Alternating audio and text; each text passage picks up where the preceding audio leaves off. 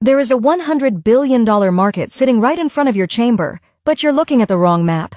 Why is North America outspending India in legal and language services despite our massive population? It's not a lack of legal brains, it's a lack of global strategy. In this lesson, advocate Ravi Kumar breaks down the market data that most law firms ignore, from $33 billion in 2012 to nearly $100 billion by 2026. The growth is steady at 10 to 12%. But look at where the money goes. North America leads because of Canadian bilingualism and the massive immigrant population in the U.S. that requires constant legal compliance and contracts. In India, despite our 1,600 languages, we often manage for free or rely on English as a bridge, meaning professional spending is lower. But as the internet democratizes and Wi-Fi reaches every corner, the need for content in the mother tongue is skyrocketing.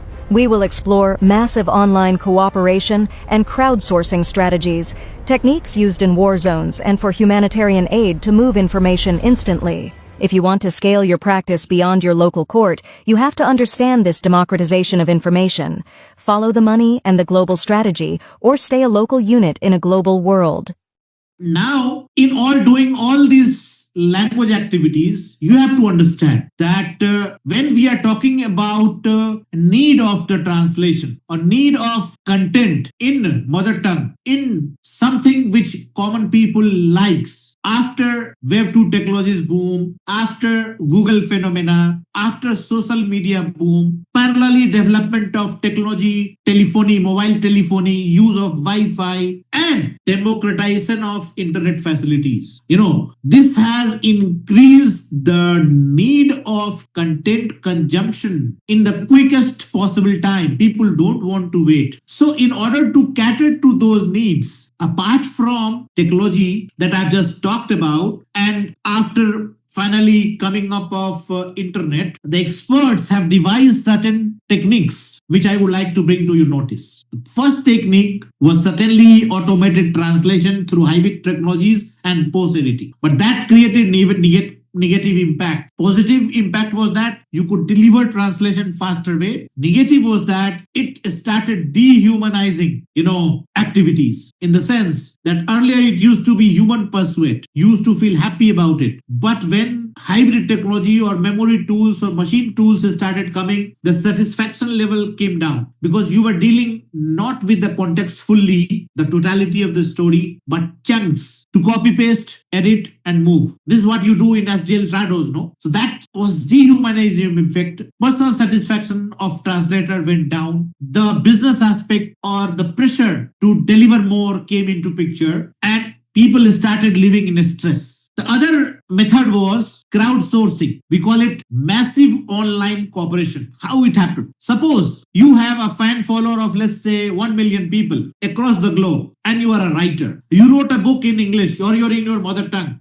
Now you wanted this book to be reaching out to the whole world on the same day, the day it was launched in different languages. If you spend on translation, it could cost you a lot, and time will certainly be a big factor. But if you make use of your fan followers who are multilingual sitting across the globe, what they will do? You float your content to them and tell them to translate. You have to create a system. It is not only translation. You have to also vet it, approve it. So suppose if your one paragraph was translated by a person sitting in, let's say, Honolulu, and somebody sitting in, let's say, Delhi, or somebody sitting in Sri Lanka, or somebody sitting in Macau, approves it and puts some remarks, stars. So if you have defined the parameters of content translation online in a platform, vetting of those translation, 5 people are voting as well, vote for it, 10 people voted it, your translation is approved. And generally this is being done across the globe. It is also a strategy to seek help from your people. They feel involved, they feel attached to your work, they feel part of your work, means they are co-creating values with you. So it is not only taking help or minimizing cost of translation or minimizing time gap. It is also engaging with your people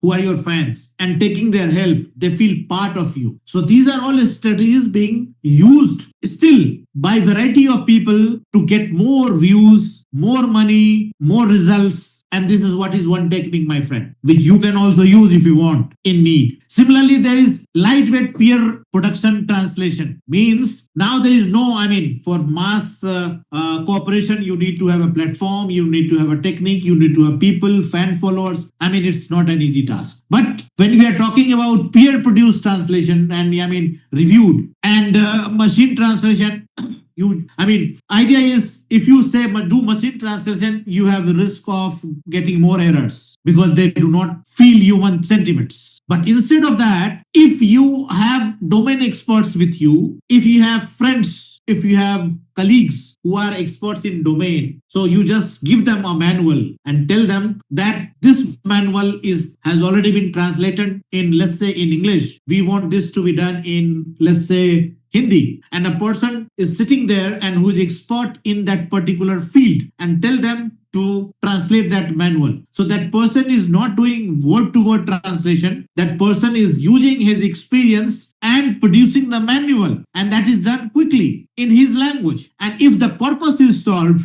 why this translation was done, your work is done. So this is another way of doing your ways translation in a faster manner. And certainly this particular thing which we are talking about, collaborative translation, it has been done at various places, including, providing humanitarian aids. For example, there is some earthquake happening somewhere, let's say in Nepal, and you need to help them with medicine, you need to help them with doctor facilities, basic needs to all those people who are suffering. And if you start doing translation of your medicines, you are gone. Those people will suffer more. So in order to provide immediate help and relief, what you will do? You will make use of collaborative translation. People who are there, who are following you, who want to help you, they do the needful. You just need to create a system, vet them, and provide the rescue. So this is what this translation without border does. This is one successful example. Share your thoughts below, hype the video, and subscribe to KanoonPlus. Hope to see you again in the next video.